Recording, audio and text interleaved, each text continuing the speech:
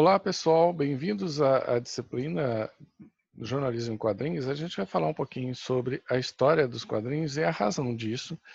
É simples, né? Vocês, provavelmente, uma das razões da disciplina é que vocês possam fazer matéria sobre quadrinhos. E para isso é interessante que vocês conheçam um pouco da história da chamada nona arte, ok?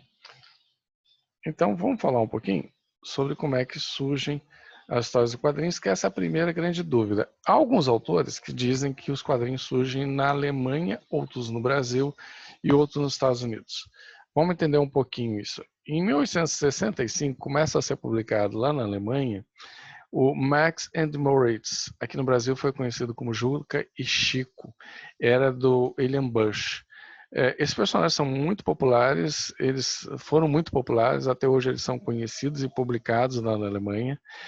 A colônia alemã aqui no Brasil conhecia muito bem esse personagem e é de 1865. Em 1869, ou seja, apenas 4 anos depois, o alemão radicado brasileiro Ângelo Agostini publica as aventuras do Inhoquin no jornal dele, já com característica também de quadrinhos. Tem uma característica muito interessante que você tinha ali o sequenciamento de imagens e você tinha também a questão textual trabalhando junto com a imagem. Em 1895, você vai ter o Yellow Kid, que é o primeiro norte-americano.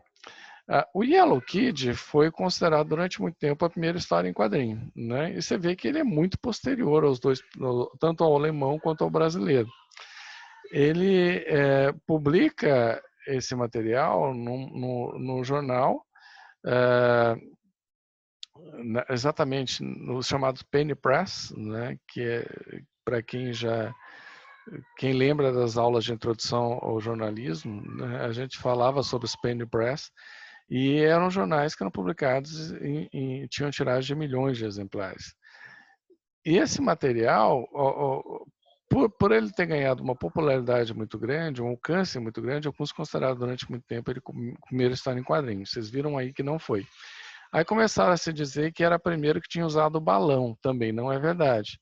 Né? E, inicialmente, embora depois alguns personagens começassem a usar balão, como nessa cena aqui, em que o papagaio fala com o Yellow Kid originalmente ele não falava através do balão, ele falava através do camisolão amarelo dele. Então as frases dele apareciam ali no camisolão, ok? A partir daí você começa a ter o que é chamado pelos pesquisadores como a era dos comics, que é exatamente esse período em que os cómics norte-americanos, quadrinhos humorísticos norte-americanos, ganham o mundo, são distribuídos através dos syndicates, que são com agências de notícias, inclusive muitas vezes são ligados a agências de notícias, e enviados para jornais no mundo todo. Por que comics? Porque todos esses primeiros eram humorísticos. Né? Você tinha o Muff Jeff aí, à esquerda, você tinha o Little Nemo, você tinha os Sobrinhos do Capitão, que era nada mais, nada menos do que uma cópia daquele trabalho alemão, né?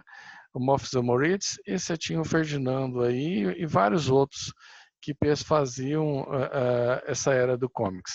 Essa era do comics vai durar até 1929. Em 1929, você tem a grande crise nos Estados Unidos, a quebra da bolsa e tal, e aí as coisas mudam. Os leitores, curiosamente, deixam de se interessar tanto por histórias humorísticas e começam a interessar muito mais por histórias de aventura. Um dos primeiros quadrinhos nesse sentido foi o Capitão Easy. Aqui no Brasil ele é conhecido como Capitão César. E ele não era o protagonista da série. Essa série é bem mais antiga, ela é publicada, se não me engano, a partir de 1935. E o personagem original, o protagonista, é esse carinha aqui. Esse carinha de óculos, que era o Washtubes, né? E em determinado ponto, o Capitão Easy aparece numa história, ele fica muito popular, os leitores gostam muito dele. A mesma coisa acontece com o Popeye, por exemplo. Popeye não era o protagonista, mas as pessoas gostam muito e ele vira o protagonista. Isso acontece com o Capitão César.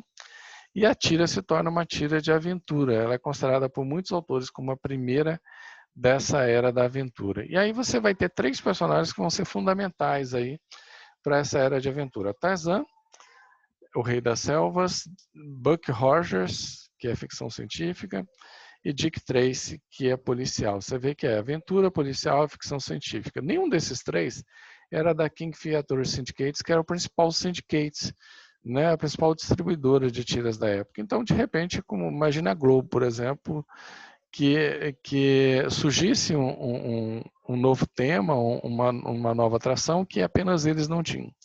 Isso aconteceu com o King Feature Syndicates, e aí o que eles vão fazer? Eles vão fazer um concurso para a criação de um personagem de aventura, um personagem de ficção científica e um personagem policial. Quem ganha a premiação é o Alex Raymond. Ele cria um personagem de ficção científica chamado Flash Gordon, que se torna extremamente popular. Depois, ele cria também o Agente X9, que era para concorrer com o Dick Tracy, e o Jim das Selvas para concorrer com o Tarzan, né? Especialmente o Flash Gordon, inclusive, se tornou mais popular do que o Bucky Rogers. No Brasil, a gente já tinha histórias, revistas em quadrinhos desde 1905. Que era a Tico Tico. A Tico Tico vai ser publicada até a década de 50. Mas um grande marco aqui no Brasil vai ser o suplemento chamado Gazetinha, que vinha com o jornal A Gazeta, e publicou de 1937 a 1939 uma história chamada Garra Cinzenta, que era, inclusive alguns autores acham que ele era escrito por uma mulher que não assinava, né, não assinava com o nome verdadeiro dela, teria sido uma jornalista. E vocês podem ver que é a Garra Cinzenta, ou seja, a personagem provavelmente era uma mulher e era uma vilã. Né? Essa história foi publicada de 37 a 39 na Gazetinha e depois foi pirateada e publicada praticamente em vários países. No México foi publicada, nos Estados Unidos, na Europa, em vários outros locais. Inclusive, alguns dizem que teria influenciado a criação do Batman. E aí você começa, a partir da década de 30, lá nos Estados Unidos, esse vai ser um fenômeno que vai mudar completamente a indústria. O surgimento dos comics books. Porque até então os quadrinhos eram publicados apenas nos jornais, ou no máximo nos suplementos dos jornais, né? Algumas pessoas devem ter visto esses suplementos infantis que saíam antigamente, chegaram aqui no Brasil a ser vendidos separadamente, mas não era uma revista, era um jornal, né? Mas na grande maioria isso via dentro de jornais. E em 1938 tiveram a ideia de pegar várias tiras de quadrinhos e juntar numa revista chamada Comics on Parade, né? Isso faz um sucesso estrondoso, extraordinário.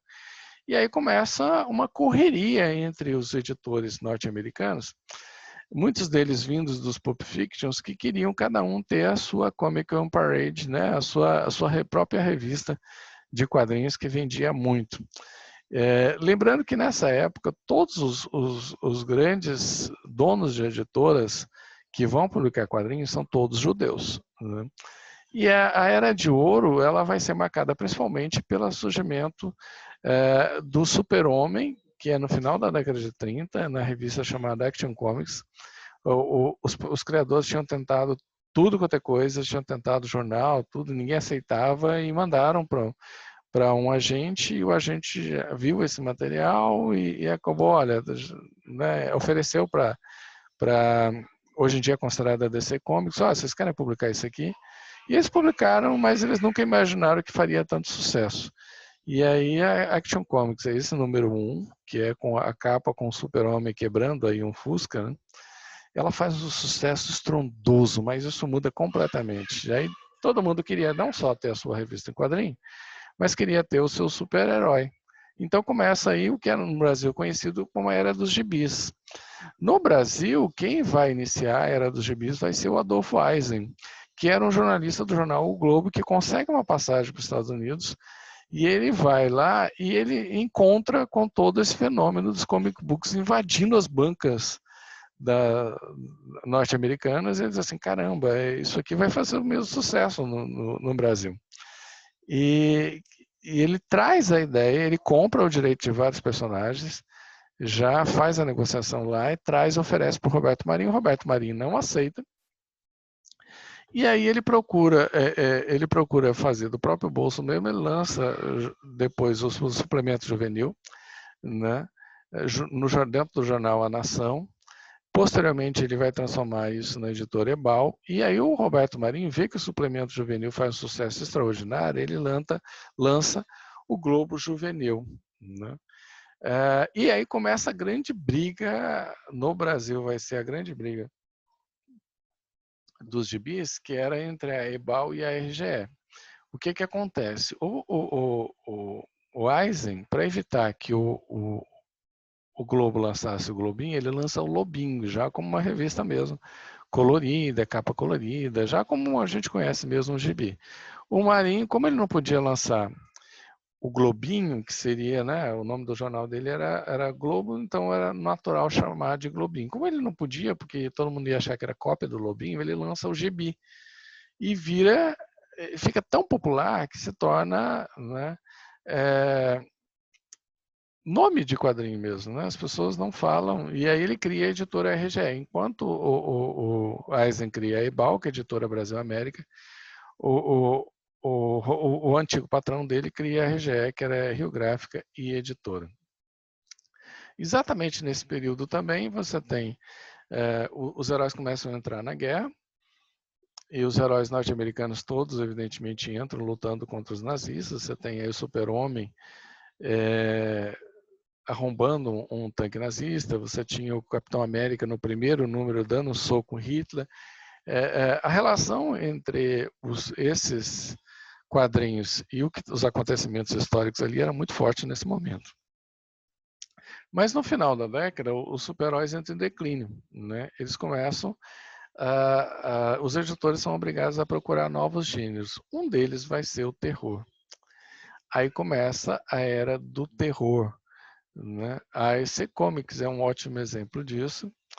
A EC, ela começa como um cara que era um dos funcionários lá da DC Comics que tinha lançado a Action Comics, o Super-Homem também. Inclusive, na verdade, ele que tinha editado, que era o Gaines, né?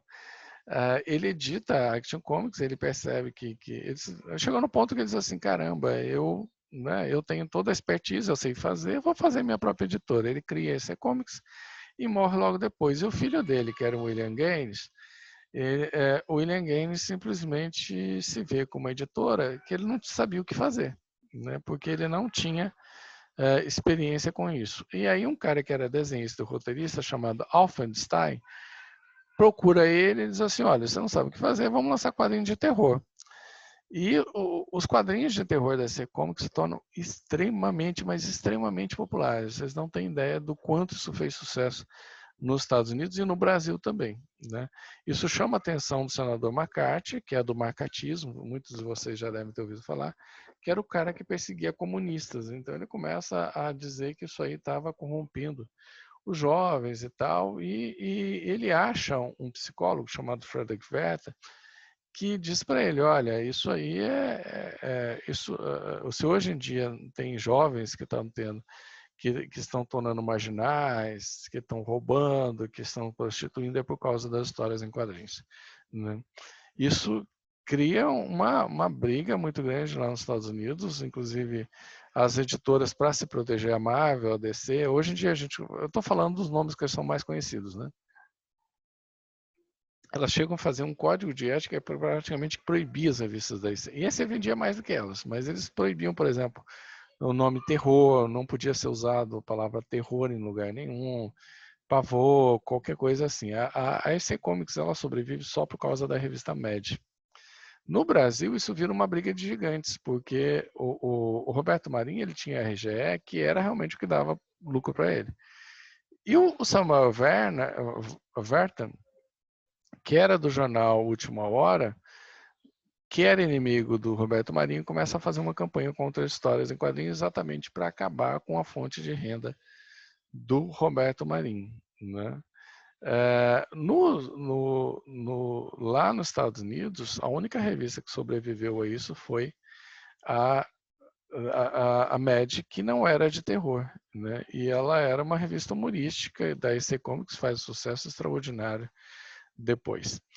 Isso vai provocar no Brasil um fenômeno muito interessante, porque essas revistas elas vendiam muito. Essas revistas de terror, e não foi só a EC Comics, mas outras editoras na época também entraram na moda, inclusive a própria Marvel.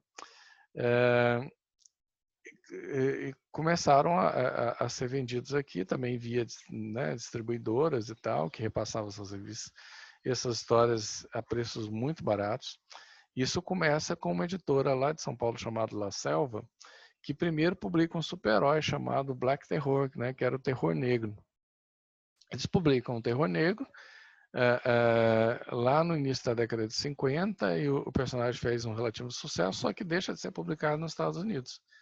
E aí eles têm a ideia de aproveitar o título terror negro e começar a comprar material de terror. Isso faz um sucesso extraordinário. A La Selva se torna que era uma editora praticamente fundo de quintal. Os La Selva eles tinham uma banca de revista lá em São Paulo e resolveram virar distribuidora.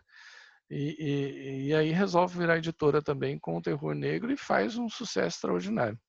Só que esse material mingua, né? Ele acaba lá nos Estados Unidos porque estava tendo todo o processo lá do Frederick Werther, da proibição das revistas de terror e tal. E a solução que teve foi começar a contratar desenhistas e roteiristas brasileiros. E aí começa a era de ouro do terror no Brasil. Várias editoras surgem exatamente em cima dessa onda do terror. E era terror nacional, porque os americanos não publicavam quadrinhos. Só vão publicar depois na década de 60, e isso chega no Brasil na década de 70.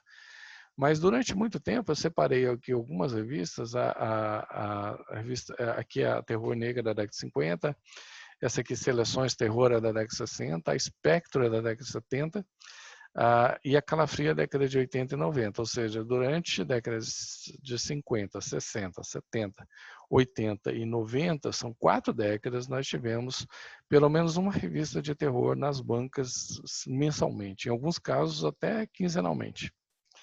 Ok? E aí você tem todo esse processo do terror acontecendo no Brasil. Vamos deixar o próximo assunto, que é a volta dos super-heróis para o próximo vídeo.